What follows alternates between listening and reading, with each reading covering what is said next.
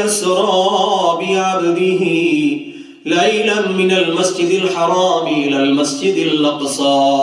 الذي باركنا حوله لنريه من آياتنا إنه هو السميع البصير. وآتينا موسى الكتاب وجعلناه هدى لبني إسرائيل ألا تتخذوا من دوني وكيلا ذرية من حملنا مع نوح إنه كان عبدا شكورا. وقضينا إلى بني إسرائيل في الكتاب لتفسدن في الأرض مرتين ولتعلن علوا كبيرا. فإذا جاء وعد أولاهما بعثنا عليكم عبادا لنا أولي بأس شديد فجاسوا خلال الديار وكان وعدا مفعولا. ثم رددنا لكم الكرة عليهم وأمددناكم بأموال وبنين وجعلناكم أكثر نفيرا. إن أحسنتم أحسنتم لأنفسكم وإن أسأتم فلها. فإذا جاء وعد الآخرة ليسوءوا وجوهكم وليدخلوا المسجد كما دخلوه أول مرة وليتبروا ما علوا تتبيرا. عسى ربكم أن يرحمكم وإن عدتم عدنا وجعلنا جهنم للكافرين حصيرا. إن هذا القرآن يهدي للتي هي أقوم ويبشر المؤمنين الذين يعملون الصالحات أن لهم أجرا كبيرا وأن الذين لا يؤمنون بالآخرة أعتدنا لهم عذابا أليما. ويدعو الإنسان بالشر دعاءه بالخير وكان الإنسان عجولا. وجعلنا الليل والنهار آيتين فمحونا آية الليل وجعلنا آية النهار مبصرة لتبتغوا فضلا من ربكم ولتعلموا عدد السنين والحساب وكل شيء فصلناه تفصيلا. وكل إنسان ألزمناه طائره في عنقه ونخرج له يوم القيامة كتابا يلقاه منشورا. اقرأ كتابك كفى بنفسك اليوم عليك حسيبا. من اهتدى فإنما يهتدي لنفسه ومن ضل فإنما يضل عليها ولا تزر وازرة وزر أخرى وما كنا مؤذبين حتى نبعث رسولا. وإذا أردنا أن نهلك قرية أمرنا متر فيها ففسقوا فيها فحق عليه القول فدمرنا تدميرا. وكم أهلكنا من القرون من بعد نوح وكفى بربك بذنوب عباده خبيرا بصيرا. من كان يريد العاجلة عجلنا له فيها ما نشاء لمن نريد ثم جعلنا له جهنم يصلاها مذموما مدحورا. ومن أراد الآخرة وسعى لها سعيها وهو مؤمن فأولئك كان سعيهم مشكورا. كلا نمد هؤلاء وهؤلاء من عطاء ربك وما كان عطاء ربك محظورا. انظر كيف فضلنا بعضهم على بعض انظر كيف فضلنا بعضهم على بعض وللآخرة أكبر درجات وأكبر تفضيلا. لا تجعل مع الله إلها آخر فتقعد مذموما مخذولا. وقضى ربك ألا تعبدوا إلا إياه وبالوالدين إحسانا. إما يبلغن عندك الكبر أحدهما أو كلاهما فلا تقل لهما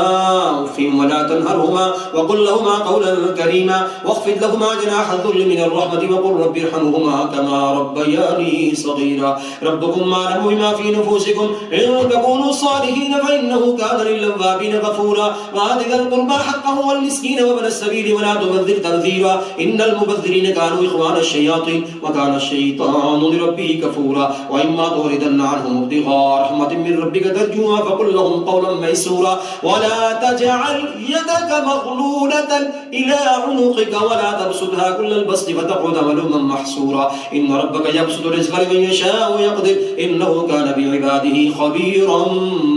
بصيرا. ولا تقتلوا أولادكم خشية إملاق نحن نرزقهم وإياكم إن قتلهم كان خطأ كبيرا. ولا تقربوا الزنا إنه كان فاحشة وساء سبيلا. ولا تقتلوا النفس التي حرم الله إلا بالحق ومن قتل مظلوما فقد جعلنا لوليه سلطانا فلا يسرف في القتل إنه كان منصورا. ولا تقربوا مال اليتيم إلا بالتي هي أحسن حتى يبلغ أشده وأوفوا بالعهد إن العهد كان مسؤولا. أوفوا الكيل إذا كلتم وزنوا بالقسطاس المستقيم ذلك خير وأحسن تأويلا. ولا تقف ما ليس لك به علم إن السمع والبصر والفؤاد كل أولئك كان عنه مسؤولا. ولا تمشي في الأرض مرحا إنك لن تخرق الأرض ولن تبلغ الجبال طولا كل ذلك كان سيئه عند ربك مكروها ذلك مما أوحى إليك ربك من الحكمة ولا تجعل مع الله إلها آخر فتلقى في جهنم ملوما مدحورا أفأصفاكم ربكم بالبنين واتخذ من الملائكة إناثا إنكم لتقولون قولا عظيما ولقد صرفنا في هذا القرآن ليذكروا وما يزيدهم إلا نفورا قل لو كان معه آلهة كما يقولون إذا لابتغوا إلى ذي العرش سبيلا سبحانه وتعالى عما يقولون علوا كبيرا تسبح له السماوات السبع والأرض ومن فيهن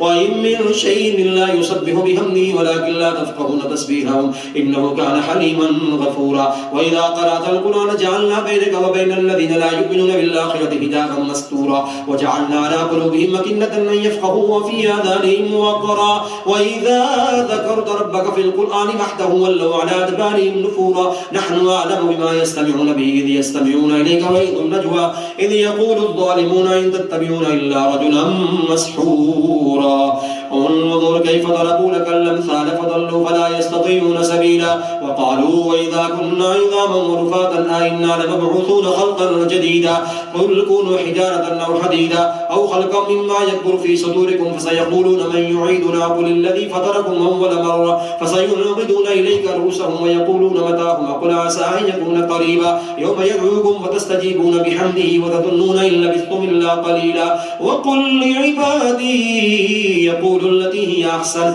إن الشيطان ينزغ بينهم إن الشيطان كان للإنسان عدوا مبينا ربكم أعلم بكم من يشاء يرحمكم وإن يشاء يعذبكم وما أرسلناك عليهم وكيلا وربك أعلم بمن في السماوات والأرض ولقد فضلنا بعض النبيين على بعض وآتينا داود زبورا قل ادعوا الذين زعمتم من دونه فلا يملكون كشف الضر عنكم ولا تحويلا أولئك الذين يدعون يبتغون إلى ربهم الوسيلة أيهم أقرب ويرجون رحمته ويخافون عذابه إن عذاب ربك كان محظورا وإن من قرية إلا نحن مهلكوها قبل يوم القيامة ومعذبوها عذابا شديدا كان ذلك في الكتاب مسطورا وما منعنا أن نرسل بالآيات إلا أن كذب بها الأولون وآتينا ثمود الناقة مبصرة فظلموا بها وما نرسل بالآيات إلا تخويفا وإذ قلنا لك إن ربك أحاط بالناس وما جعلنا الرؤيا التي رأيناك إلا فتنة للناس والشجرة الملعونة في القرآن ونخففهم فما يزيدهم إلا طغيانا كبيرا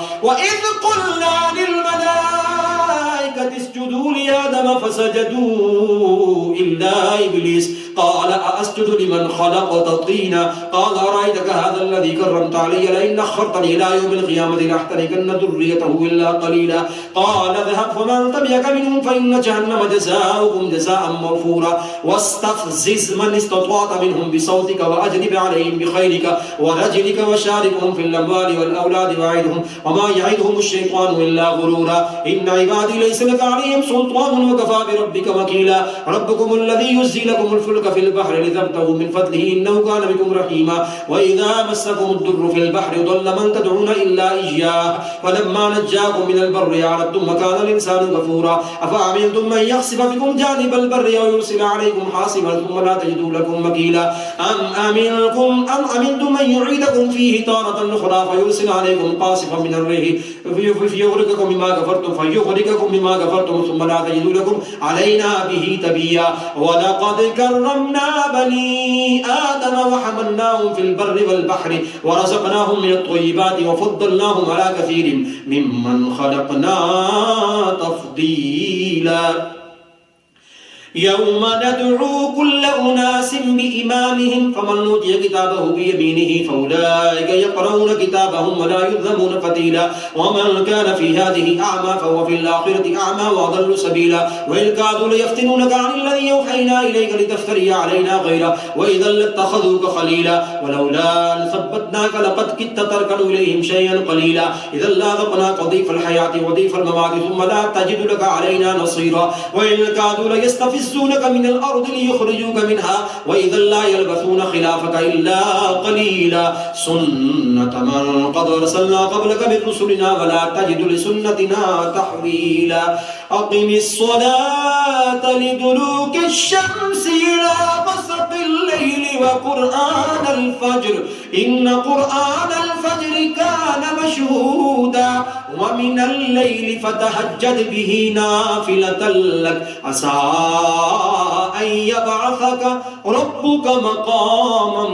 محمودا وقل ربي أدخلني مدخل صدق وأخرجني مخرج صدق واجعلني من لدنك سلطانا نصيرا وقل جاء الحق وزهق الباطل إن الباطل كان زهوقا وننزل من القرآن ما هو شفاء ورحمة للمؤمنين ولا يزيد الظالمين إلا خسارا وإذا أنعمنا على الإنسان يعرض ونأى بجانبه وإذا مسه الشر كان يئوسا قل كل يعمل على شاكلته فربكم أعلم بمن هو أهدى سبيلا ويسألونك عن الروح قل الروح من أمر ربي وما أوتيتم من العلم إلا قليلا ولئن شئنا لنذهبن بالذي أوحينا إليك ثم لا تجد لك به علينا وكيلا إلا رحمة من ربك إن فضله كان عليك كبيرا قل لئن اجتمعت الإنس والجن على أن يأتوا بمثل هذا القرآن لا يأتون بمثله ولو كان بعضهم لبعض ظهيرا ولقد صرفنا للناس في هذا القرآن من كل مثل فأبى أكثر الناس إلا كفورا وقالوا لن نؤمن لك حتى تفجر لنا من الأرض ينبوعا أو تكون لك جنة من نخيل وعنب فتفجر الأنهار خلالها تفجيرا أو تسقط السماء كما زعمت علينا كسفا أو تأتي بالله والملائكة قبيلا أو يكون لك بيت من زخرف أو ترقى في السماء ولن نؤمن لرقيك حتى تنزل علينا كتابا نقرأه قل سبحان ربي هل كنت إلا بشرا رسولا وما منع الناس أن يؤمنوا إذ جاءهم الهدى إلا أن قالوا بعث الله بشرا رسولا قل لو كان في الأرض ملائكة يمشون مطمئنين لنزلنا عليهم من السماء ملكا رسولا قل كفى بالله شهيدا بيني وبينكم إنه كان بعباده خبيرا بصيرا ومن يهد الله فهو المهتد ومن يضلل فلن تجد لهم أولياء من دونه ونحشرهم يوم القيامة على وجوههم عميا وبكما وصما مأواهم جهنم كلما خبت زدناهم سعيرا ذلك جزاؤهم بأنهم كفروا بآياتنا وقالوا وإذا كنا عظاما ورفاتا أئنا لمبعوثون خلقا جديدا أولم يروا أن الله الذي خلق السماوات والأرض قادر على أن يخلق مثلهم وجعل لهم أجلا لا ريب فيه فأبى الظالمون إلا كفورا قل لو أنتم تملكون خزائن رحمة ربي إذا لأمسكتم خشية الإنفاق وكان الإنسان قتورا ولقد آتينا موسى 9 آيات بينات فاسأل بني إسرائيل إذ جاءهم فقال له فرعون إني لأظنك يا موسى مسحورا قال لقد علمت ما أنزل هؤلاء إلا رب السماوات والأرض بصائر وإني لأظنك يا فرعون مثبورا فأراد أن يستفزهم من الأرض فأغرقناه ومن معه جميعا وقلنا من بعده لبني إسرائيل اسكنوا الأرض فإذا جاء بعد الآخرة جئنا بكم لفيفا وبالحق أنزلناه وبالحق نزل وما أرسلناك إلا مبشرا ونذيرا وقرآنا فرقناه لتقرأه على الناس إلى مكتب ونزلناه تنزيلا قل آمنوا به أو لا تؤمنوا إن الذين أوتوا العلم من قبله إذا يتلى عليهم يخرون للأذقان سجدا ويقولون سبحان ربنا إن كان بعد ربنا لمفعولا ويخرون للأذقان يبكون ويزيدهم خشوعا قل ادعوا الله أو ادعوا الرحمن أيما تدعوا فله الأسماء الحسنى ولا تجهر بصلاتك ولا تخافت بها وابتغ بين ذلك سبيلا وقل الحمد لله الذي لم يتخذ ولدا ولم يكن له شريك في الملك ولم يكن له ولي من الذل وكبره تكبيرا بسم الله الرحمن الرحيم الحمد لله الذي أنزل على عبده الكتاب ولم يجعل له عوجا قيما لينذر بأسا شديدا من لدنه ويبشر المؤمنين الذين يعملون الصالحات أن لهم أجرا حسنا ماكثين فيه أبدا وينذر الذين قالوا اتخذ الله ولدا ما لهم به من علم ولا لآبائهم كبرت كلمة تخرج من أفواههم إن يقولون إلا كذبا فلعلك باخع نفسك على آثارهم من لم يؤمنوا بهذا الحديث أسفا إنا جعلنا ما على الأرض زينة لها لنبلوهم أيهم أحسن أحسنوا عملا وإنا لجاعلون ما عليها صعيدا جرزا أم حسبت أن أصحاب الكهف والرقيم كانوا من آياتنا عجبا إذ أوى الفتية إلى الكهف فقالوا ربنا آتنا من لدنك رحمة وهيئ لنا من أمرنا رشدا فضربنا على آذانهم في الكهف سنين عددا ثم بعثناهم لنعلم أي الحزبين يحصى لما لبثوا أمدا نحن نقص عليك نبأهم بالحق إنهم فتية آمنوا بربهم وزدناهم هدى وربطنا على قلوبهم إذ قاموا فقالوا ربنا رب السماوات والأرض لن ندعو من دونه إلها لقد قلنا إذا شططا هؤلاء قوم اتخذوا من دونه آلهة لولا يأتون عليهم بسلطان بين فمن ظلم ممن افترى على الله كذبا وإذ اعتزلتموهم وما يعبدون إلا الله فأووا إلى الكهف ينشر لكم ربكم من رحمته ويهيئ لكم من أمركم مرفقا وترى الشمس إذا طلعت تزاور والكهف ذات اليمين وإذا غربت تغردهم ذات الشمال وهم في فجوة من ذلك من آيات الله من يهد الله فهو المهتد ومن يضلل فلن تجد له وليا مرشدا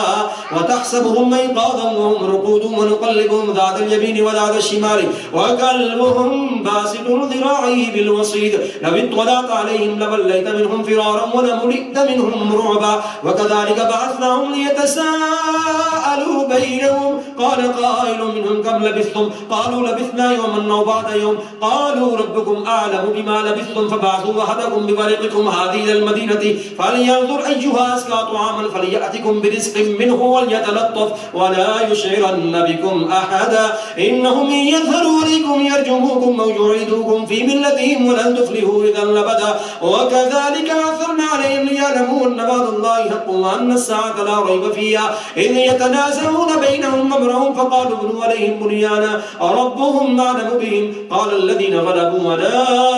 أمرهم لنتخذن عليهم مسجدا سيقولون ثلاثة رابعهم كلبهم ويقولون خمسة سادسهم كلبهم رجما بالغيب ويقولون سبعة وثامنهم كلبهم قل ربي يعلم بعدتهم ما يعلمهم إلا قليل فلا تمار فيهم إلا مرارا ظاهرا ولا تستفت فيهم منهم أحدا ولا تقولن لشيء إني فاعل ذلك غدا إلا أن يشاء الله واذكر ربك إذا نسيت وقل عسى أن يهديني ربي ليقرب من هذا رشدا ولبثوا في كهفهم 300 سنين وازدادوا 9 قل الله أعلم بما لبثوا له غيب السماوات والأرض أبصر به وأسمع ما له من دونه ولي ولا يشرك في حكمه أحدا واتل ما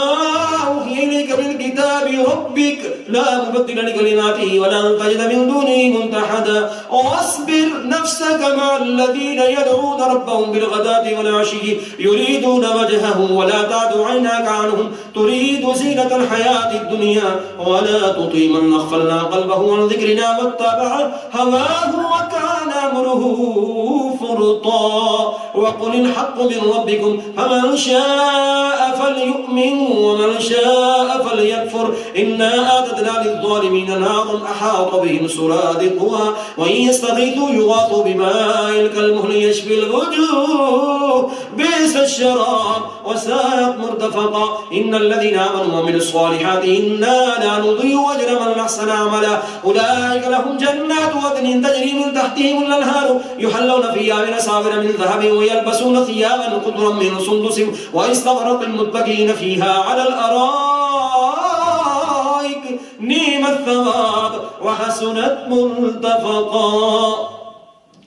واضرب لهم مثلا الرجلين جعلنا لأحدهما جنتين من أعناب وحففناهما بنخل وجعلنا بينهما زرعا كلتا الجنتين آتت أكلها ولم تظلم منه شيئا وفجرنا خلالهما نهرا وكان له ثمر فقال لصاحبه وهو يحاوره أنا أكثر منك مالا وأعز نفرا ودخل جنته وهو ظالم لنفسه قال ما أظن أن تبيد هذه أبدا وما أظن الساعة قائمة ولئن رددت إلى ربي لأجدن خيرا منها منقلبا قال له صاحبه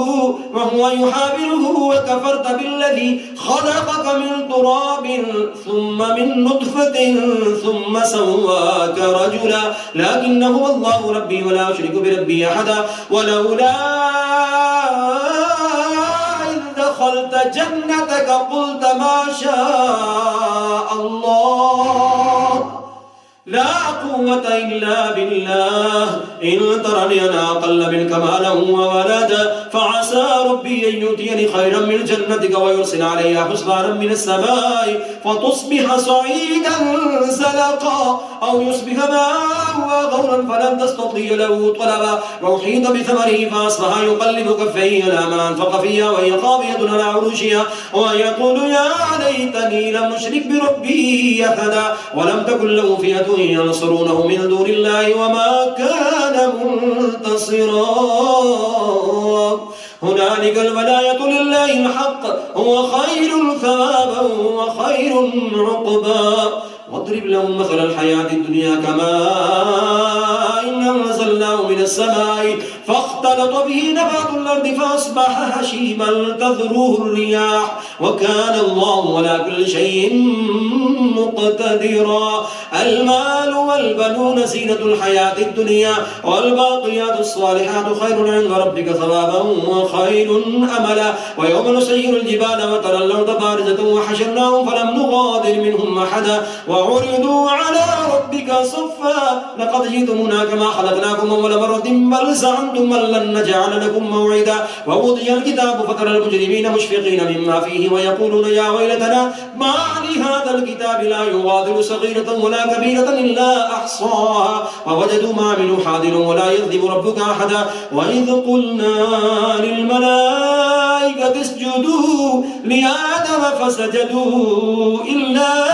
إبليس كان من الجن ففسق عن أمر ربه أفتتخذونه وذريته أولياء من دوني وهم لكم عدو بئس للظالمين بدلا ما شهدتم خلق السماوات والأرض ولا خلق أنفسهم وما كنتم متخذ المضلين عددا ويوم يقول نادوا شركائي الذين زعمتم فدعوهم فلم يستجيبوا لهم وجعلنا بينهم موبقا ورأى المجرمون النار فظنوا أنهم واقعوها ولم يجدوا عنها مصرفا ولقد صرفنا في هذا القرآن للناس من كل مثل وكان الإنسان أكثر شيء جدلا وما منع الناس أن يؤمنوا إذ جاءهم الهدى ويستغفروا ربهم إلا أن تأتيهم سنة الأولين أو يأتيهم العذاب قبلا وما نرسل المرسلين إلا مبشرين ومنذرين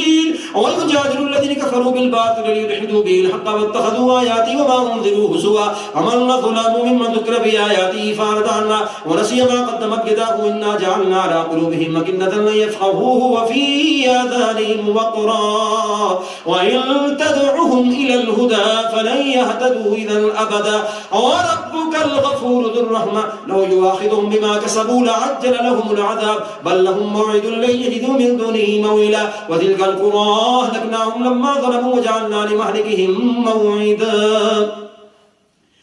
وإذ قال موسى لفتاه لا أبره حتى أبلغ مجمع البحرين أو أمضي حقبا فلما بلغا مجمع بينهما نسيا حوتهما فاتخذ سبيله في البحر سربا فلما جاوزا قال لفتاه آتنا غداءنا لقد لقينا من سفرنا هذا نصبا قال رأيت إذا أوينا إلى الصخرة فإني نسيت الحوت وما لساني إلا الشيطان أن نذكره واتخذ سبيله في البحر عجبا قال ذلك ما كنا نبغي فارتدا على آثارنا قصصا فوجدا عبدا من عبادنا آتيناه رحمة من عندنا وعلمناه من لدنا علما قال له موسى هل أتبعك على أن تعلمني مما علمت رشدا قال إنك لن تستطيع معي صبرا وكيف تصبر ولا ما لم تحط به خبرا قال ستجدني إن شاء الله صابرا ولا أعصي لك أمرا قال فإن اتبعتني فلا تسألني عن شيء حتى أحدث لك منه ذكرا فانطلقا حتى إذا ركبا في السفينة خرقها قال خرقتها لتغرق أهلها لقد جئت شيئا نمرا قال ألم قل إنك لن تستطيع معي صبرا قال لا تؤاخذني بما نسيت ولا ترهقني من أمري عسرا فانطلقا